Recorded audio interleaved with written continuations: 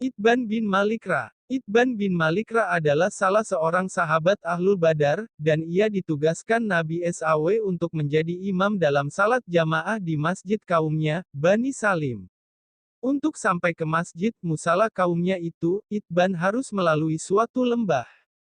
Jika turun hujan, ia mengalami kesulitan untuk melewati lembah tersebut, tetapi tetap saja ia melakukannya untuk sampai ke masjid dan melaksanakan tugas yang diberikan Rasulullah SAW kepadanya.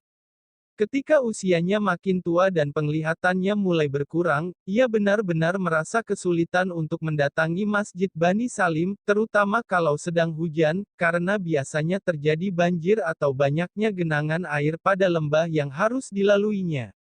Karena itu ia bermaksud meminta keringanan kepada Nabi SAW atas tugas yang beliau berikan kepadanya.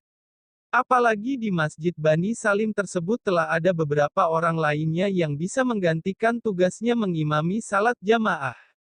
Itban bin Malik datang ke Madinah untuk menemui Rasulullah SAW dan menyampaikan maksudnya tersebut. Rasulullah SAW memahami kesulitan Itban dan memenuhi permintaannya. Kemudian Itban berkata lagi, "Wahai Rasulullah, saya mohon Tuan datang ke rumah saya ingin menjadikan sebagian rumah saya untuk musala." Sekali lagi Nabi SAW memenuhi permintaan Itban, dan berjanji untuk mendatangi rumahnya esok harinya. Keesokan harinya, ketika hari tidak begitu panas lagi, Nabi SAW bersama Abu Bakar datang ke rumah Itban. Setelah dipersilahkan masuk, beliau tidak langsung duduk tetapi justru bersabda, "Di mana tempat yang engkau harapkan aku akan salat?" Itban mengantar Nabi SAW pada tempat disiapkan untuk musala, beliau berdiri dan bertakbir, ia dan Abu Bakar berdiri di belakang beliau ikut salat juga. Beliau salat sunnah 2 rakaat, usai salat, Itban mempersilahkan dua tamunya yang mulia ini makan bubur gandum yang telah disiapkannya.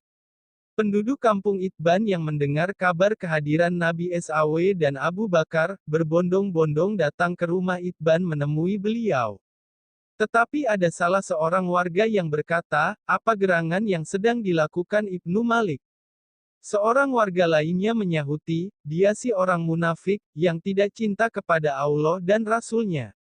Rasulullah SAW yang mendengar pembicaraan tersebut bersabda, "Janganlah kalian berkata seperti itu, apakah kalian tahu, dia Itban, mengucapkan la ilaha illallah itu dengan tujuan mengharapkan keridaan Allah. Allah dan Rasul-Nya lebih mengetahui," kata salah seorang dari mereka, tetapi kemudian ia berkata lagi, "Adapun kami, demi Allah, tidaklah kami mengetahui pembicaraan dan kecintaannya melainkan condong kepada orang-orang munafik."